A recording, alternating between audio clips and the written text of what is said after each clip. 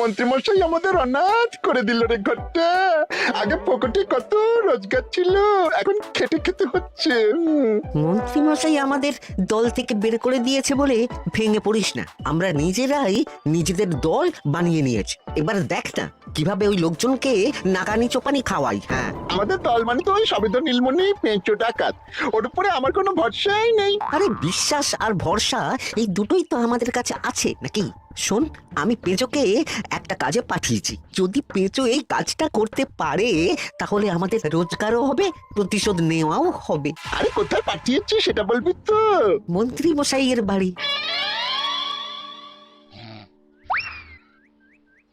এই তো সুযোগ, একদম পরিষ্কার হাতটা দেখা যাচ্ছে।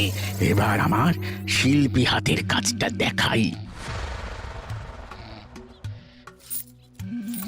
চোর চোর চোর চোর! কোথায় কোথায় চোর? আমার গলার হার টেনে নিয়ে পালালো। এই তো কদিন আগে গড়িয়ে দিলাম। যাও না, গিয়ে চোরকে ধরো। ওই তো দেখা যাচ্ছে। এই বেটা দাঁড়া বলছি, হাতে পেলে না পিঠ গরম করে ছেড়ে দেবো। হাতে এলে তো এই এই এই বেটা দাঁড়া বলছি। এই বেটা দাঁড়া বলছি, দাঁড়া বলছি।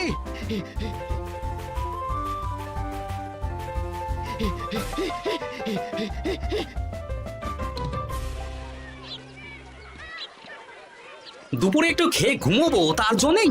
দাদু খেলতে চলো, খেলতে চলো। কি দাদু, প্রস্তুত তো? হ্যাঁ হ্যাঁ, প্রস্তুত প্রস্তুত।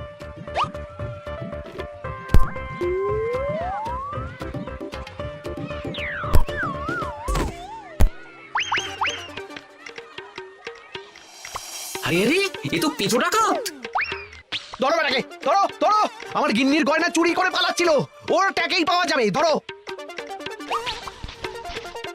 এটা মন্ত্রী মশাই? হ্যাঁ এটা। চোর ধরা পড়েছে, এটাই বড় কথা। শুনুন, এখন একে রাজবাড়ি নিয়ে যাই, কাল এর বিচার হবে।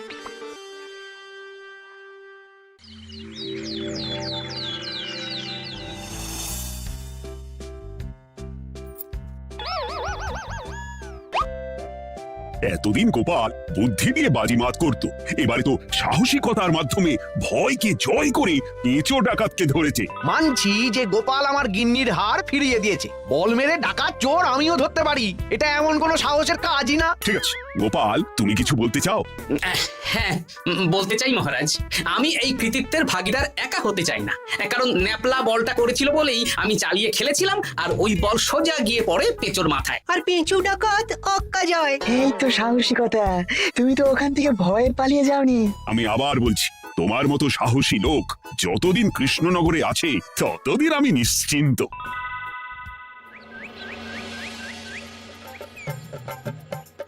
বলি সারাদিন আমি সংসার ঠেলছি আর আরেকজন খাচ্ছে দাচ্ছে ঘুরে বেড়াচ্ছে। গিন্নি, তুমি কি আমার কথা বলছো? আমি আর কার কথা বলতে পারি শুনি? না, আমি ছাড়া তোমার আর কেউ নেই, তুমি ছাড়া আমারও আর কেউ নেই। এই নাও সখী, শুধু তোমার জন্য।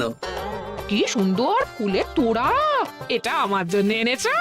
হ্যাঁ গো, তুমি কি আমার উপর রাগ করে আছো গিন্নি? তাহলে বলো, অন্য কাউকে দেবো। এই এই এই, আমি ছাড়া আর কাকে তুমি ফুলের তোড়া দেবে শুনি? না, ভাবলাম তুমি হয়তো রাগ করে আছো। না না না না, ও কিছু না। এই তো বাইরে গরম না, এই তুমি বসো বসো, আমি শরবত করে দিচ্ছি।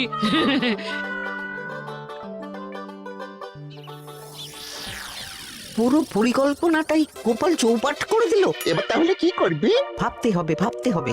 পেঁচো ধরা পড়েছে বলে তো আর আমরা হাত পা গুটিয়ে বসে থাকতে পারি না। না, ঠিক বলেছিস, অন্য কিছু একটা করতে হবে। গোপাল গোপাল গোপাল, এই গোপাল আমার কপালটা পুড়িয়ে দিল। সবার সামনে মহারাজ গোপালকে পুরস্কার দিচ্ছে। উফ, তোমার মনে এখনো অস্বস্তিটা কিসের? সমস্যাটা কোথায়? আমিও তো এরকমই একটা সুযোগ খুঁজছিলাম, যেখানে গোপালের মতন একটা সাহসিকতার কাজ করব, আর মহারাজ আমার প্রশংসায় পঞ্চমুখ হয়ে উপহার দেবেন, আর সবাই হাততালি দেবে। তো মহারাজকে গিয়ে বলো, গোপাল সামান্য একটা বল মেরে সাহসিকতার সম্মান পেয়ে গেল, তাই তুমিও একটা কিছু করে দেখাতে চাও। ঠিক বলেছো, আমাকেও এরকম কিছু একটা করে দেখাতে হবে। হাত গুটিয়ে বসে থাকতে পারবো না। হ্যাঁ হ্যাঁ, এমনিতেই ইদানিং তুমি 4 হাত থেকে 2 হাত হয়েছো। কি বলতে চাইছো কি তুমি? আসলে এতদিন তোমার আরো দুটো হাত বটা আর ঘটা তোমার সাথে তালে তাল মিলিয়ে কাজ করতো। এখন তো ওরাও নেই। নেই না, ওই আপদ দুটোকে বিদেয় করে দিয়েছি। দিন দিন লোভ বাড়ছিল, জীব লম্বা হয়ে যাচ্ছিল। বেশ, তাহলে কালকে মহারাজকে বললো তোমার মনের কথা। কালকেই বলবো।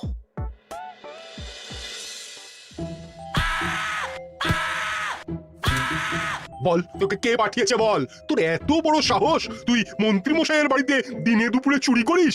বল। বলছি আমাকে ঘটাদা পাঠিয়েছিল। মন্ত্রী মশাইয়ের দল থেকে বেরিয়ে বটাদা আর ঘটাদা একটা নতুন দল খুলেছে, আমি ওই দলে যোগদান করেছি। আচ্ছা, এই ব্যাপার। বেটাদের একবার হাতে পাই। বটা বটা আমাদের খুব সাবধানে থাকতে হবে কিন্তু। কেন রে, কি হলো?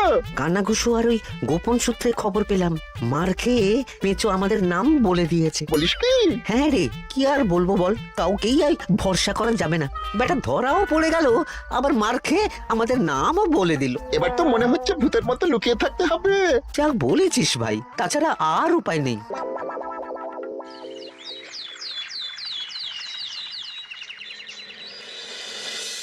মহারাজ, আজ আমি সুবিচার চাই মহারাজ। কেন মন্ত্রী মশাই, আপনার উপরে আবার অবিচার কখন হলো? হ্যাঁ মন্ত্রী, তুমি কি সুবিচার চাইছো বলো? আমাকে সাহসিকতা দেখানোর সুযোগ দিলে আমিও গোপালের মতন ওরকম ঢের ঢের উপহার আনতাম। আচ্ছা, সুযোগ কি বলে কয়ে আসে? সেসব আমি জানি না, আমিও ছোটবেলায় অনেক সাহসিকতার কাজ করেছি, তবে কোনো পুরস্কার পাইনি। আর গোপাল কিছু করলেই ওকে আপনি উপহার দিয়ে দেন। তা তুমি কি সাহসিকতার কাজ করেছিলে ছোটবেলায়? আমি একবার মামার বাড়ি গেছিলাম, তো একদিন মামার বাড়িতে হঠাৎ ডাকাত পড়ে। তাই দেখে আমি কয়েকটা ঢিল নিয়ে মামার বাড়ির পেয়ারা গাছে গিয়ে উঠে পড়ি। তারপর যখন ডাকাতের দল ডাকাতি করে বাড়ি থেকে মালপত্র নিয়ে বেরোচ্ছে, আমি আক্রমণ করি, দুম দাম দুম, ব্যাস ডাকাত ধরা পড়লো। বেশ ভালো তো। হ্যাঁ, কিন্তু সেদিন কোনো উপহার বা সাহসিকতার পুরস্কার পাইনি। পুরস্কার দিতে হলে আমাকেও দিতে হবে, কারণ আমি প্রথম পেঁচো ডাকাতকে ধাওয়া করেছিলাম। যদি না উপহার পাই তাহলে আমি ঝামেলা করব। কিন্তু হঠাৎ করে কোনো কৃতিত্ব ছাড়া তো আর কাউকে সাহসিকতার পুরস্কার দেওয়া যায় না। তার আগে কিছু সাহসিকতার কাজ করে দেখাতে হবে, তারপর বিচার বিবেচনা হবে, তারপর তাকে সাহসিকতার পুরস্কার দেওয়া হবে। তাহলে আমাকেও কোনো সাহসিকতা দেখানোর সুযোগ দিন মহারাজ। মন্ত্রী মশাই শুধু একা সুযোগ পাবেন কেন, আমিও দেখিয়ে দিতে চাই আমি কতটা সাহসী বাহাদুর মানুষ। ও বাবা, রাজবৈদ্য সুযোগ পাবে আর আমি কি বসে বসে হাত কামড়াবো? আমিও সুযোগ চাই। তা তোমরা কিভাবে সাহসিকতা দেখাবে শুনি? দেখুন মহারাজ, মানুষ সাধারণত কয়েকটা ব্যাপারে ভীতু, যেমন হিংস্র জন্তু জানোয়ার, সশস্ত্র ডাকাতকে ভয় পায়, আর আর আর আর ভূতের ভয়। হ্যাঁ, আমার তো মনে হয় সাহসিকতার পরীক্ষা করার জন্য এই তিনটের মধ্যে যে কোনো একটার সাথে মোকাবিলা করতে পারলেই বোঝা যাবে কে কত সাহসী। এটা তোমরা ঠিক বলেছো, কিন্তু ব্যাপারটা হলো জঙ্গলের পশুরা জঙ্গলে যেমন আছে থাকুক, ওদের নিয়ে নাড়াঘাটা করার দরকার নেই। ডাকাত তো গোপাল ধরেছে, এখন পড়ে থাকলো ভূত। মহারাজ, আপনি তাহলে ওই ভূতুড়ে বাড়ি খুঁজুন, তারপর সবাইকে ভূত ধরে আনতে বলুন। দেখি, মন্ত্রীর আবদার মেটানোর জন্য তো তাই করতে হবে। আজকে এটা কি রান্না করেছো বলো তো? ছোলা আর আলু দিয়ে তরকারি, ঝটপট খাবারটা খেয়ে নাও তো দেখি। হ্যাঁ, আচ্ছা, ছোলা আলুর তরকারি দিয়ে শুকনো রুটি খাওয়া যায়? হ্যাঁ, বেশি বায়না না করে যা রান্না হয়েছে তা খাও তো বাপু, খেয়ে গায়ের শক্তি বাড়াও, কদিন পরে তো ভূতের সাথে লড়াই করতে হতে পারে। হ্যাঁ, ধুর ভূত, ওসব ভূত প্রেতে আমি ভয় পাই না, বুঝলে?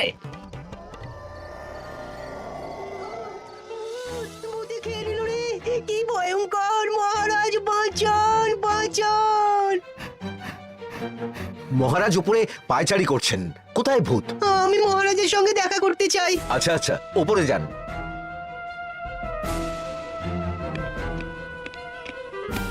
কি হয়েছে সভাকবি, রাতের বেলা হঠাৎ? আর তোমার চোখ মুখের অবস্থা এরকম কেন? মহারাজ, কৃষ্ণনগরে ঘাটপাড়ের ভূত আমার সর্বস্ব লুট করে নিয়েছে মহারাজ। কি যাতা বলছো তুমি? সত্যি বলছি মহারাজ, আমি আমার একটা কাজে নদী পেরিয়ে ওই পাড়ে গিয়েছিলাম। একটু আগে এই পাড়ে এসে নৌকো থেকে নেমে ঘাটের সামনে থেকে একটা গরুর গাড়িতে উঠি। তারপর কিছু দূর আসতেই একটা পোড়ো বাড়ির সামনে গাড়োয়ান গাড়ি থামিয়ে বলে আর যাবে না।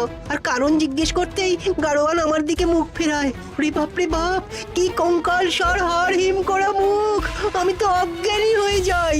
কিছুক্ষণ পর জ্ঞান ফিরলে দেখি আমি রাস্তায় পড়ে আছি, আর আমার সাথে থাকা থলেটাও নেই। তাহলে বলতে চাইছো তোমার থলে ভূতে চুরি করেছে? সেসব আমি জানি না মহারাজ, কিন্তু আমি আমার থলে ফেরত চাই, আর ওই ভূতের শাস্তিও চাই, দিন না। এই সেরেছে, আজ সকালেই রাজসভায় ভূত নিয়ে আলোচনা হলো আর রাতেই ভূত দেখা দিল। এবার ভূতকে আবার কে ধরবে? মহারাজ, আমার থলেতে অনেক দামি জিনিসপত্র ছিল। ঠিক আছে সভাকবি, তুমি এখন বাড়ি যাও, আমি দেখছি কি করা যায়। এই সুযোগে মন্ত্রী, জ্যোতিষী, পণ্ডিতদের সবার একবার করে সাহসিকতার পরীক্ষা নিয়ে নেব।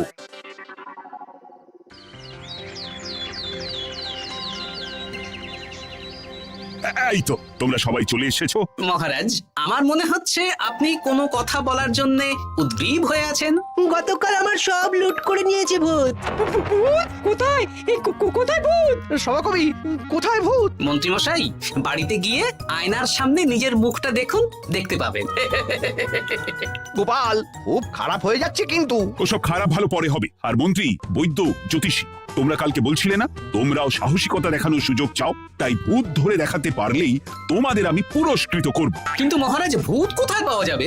গতকাল রাতে ঘাট পাড়ি এক গাড়োয়ানের গরুর গাড়িতে চাপতেই তোমরা ভূত দেখতে পাবে। প্রথমে মন্ত্রী, বৈদ্য, জ্যোতিষী, তোমরা চেষ্টা করে দেখো, যদি ভূত ধরতে না পারো তখন গোপাল যাবে, আর যে বা যারা ভূত ধরে আনতে পারবে তাকে বা তাদেরকেই আমি পুরস্কার দেব। আমার কারো সাহায্য লাগবে না মহারাজ, কিন্তু আপনি এত করে যখন বলছেন, না হয় বৈদ্য আর জ্যোতিষীকে নিয়েই যাব।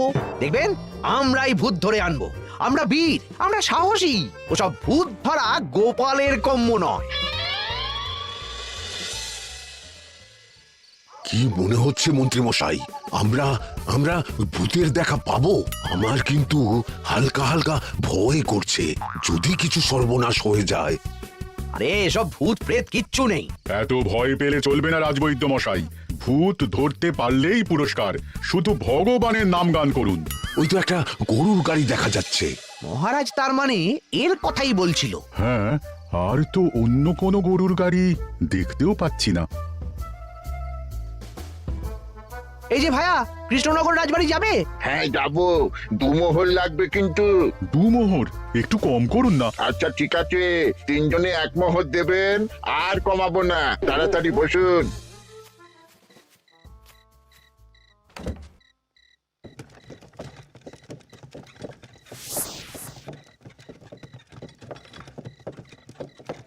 দূর দূর দূর, এতক্ষণ কোনো ভূতই নেই। সভাকবি যে কি দেখে ভয় পেয়েছে কে জানে। ও কারণে 1 মোহর লোকসান। সত্যি আমরা অকারণে সাহসিকতার পরীক্ষা দিতে এলাম।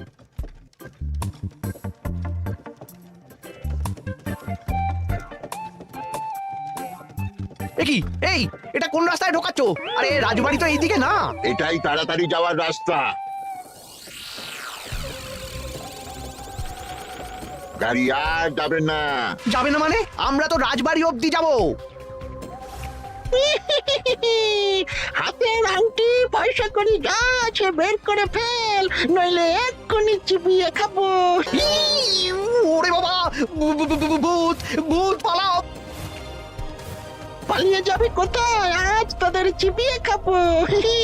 ও ঠাকুর, বাঁচাও বাঁচাও, ভগবান বাঁচাও।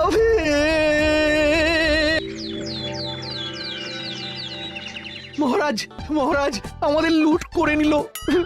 ভূত আমাদের সর্বনাশ করে দিল। বাঁচান। তার মানে তোমরা 3 জন মিলেও ভূত ধরতে পারোনি? ছি ছি ছি ছি ছি, এই তোমাদের সাহস! আমরা কি করে জানবো মহারাজ যে আসল ভূত আছে? গোপাল, ব্যাপারটা কিন্তু খুবই সমস্যার।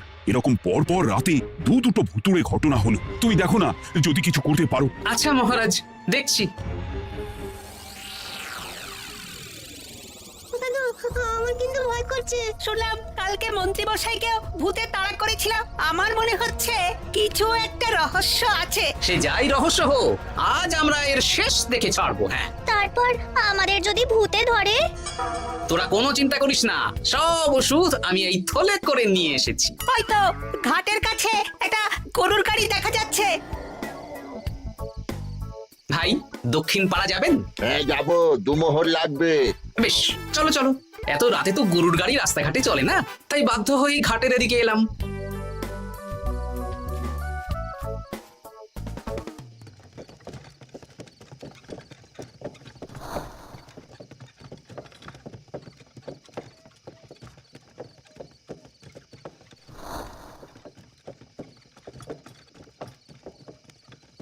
আচ্ছা, অন্য গলিতে নিয়ে আমাদের ভয় দেখানোর মতলব, হ্যাঁ?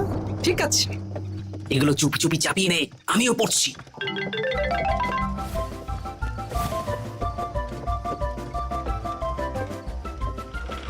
আর গাড়ি যাবে না, সাথে যা আছে সব দে, নইলে চেপিয়ে খাবো। তুই কে রে? তোকে সব দেব? ভূত বাঁচাও, বাঁচাও। তুই কি ভেবেছিস? তুই নকলে ভূত সেজে লোকেদের ভয় দেখাবি আর আমরা চুপচাপ বসে থাকবো? তোর পাপের ঘোড়া পূর্ণ হয়েছে, আজ কেউ তোকে বাঁচাতে পারবে না। এবার মজা সামলা। ওরে ওরে ওরে, চলে গেল রে, চলে গেল রে, সাড়ে সব চলে গেল। কি চুল করছিস রে ঘটা, তুই আয়। ওরে ওরে ওরে, চলে গেল রে, চলে গেল রে, সাড়ে সব চলে গেল। ওরে ওরে ওরে ওরে। এই ঘটাকে ডাকছিস মানে? তুই মানুষ বটা। ওরে বাবা রে, বাঁচা! তোদের ধরে নিয়ে যাব, কাল সকালে বিচার হবে।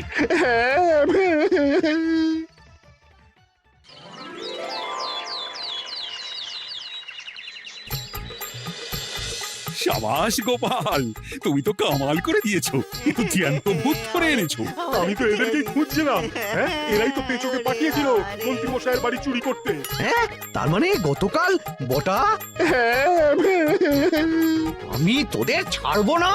সত্যি গোপাল, এবারেও তুমি বাজিমাত করে দিলে। আচ্ছা, তুমি একটু ভয় না পেয়ে এদের ধরলে কি করে? যখনই শুনলাম ভূত জিনিসপত্র সোনাদানা লুট করছে, তখনই বুঝতে পারলাম এটা ভূত না, মানুষ। তাই কাঁটা দিয়ে কাঁটা তোলার জন্য আমি আর আমার নাতি নাতনিরা ভূত সেজেই মানুষরূপী ভূতকে জব্দ করলাম। সত্যি গোপাল, তুমি সাহসী বীর পুরুষ। তোমার সাহসের কাছে বাকিরা তো নস্যি। হ্যাঁ,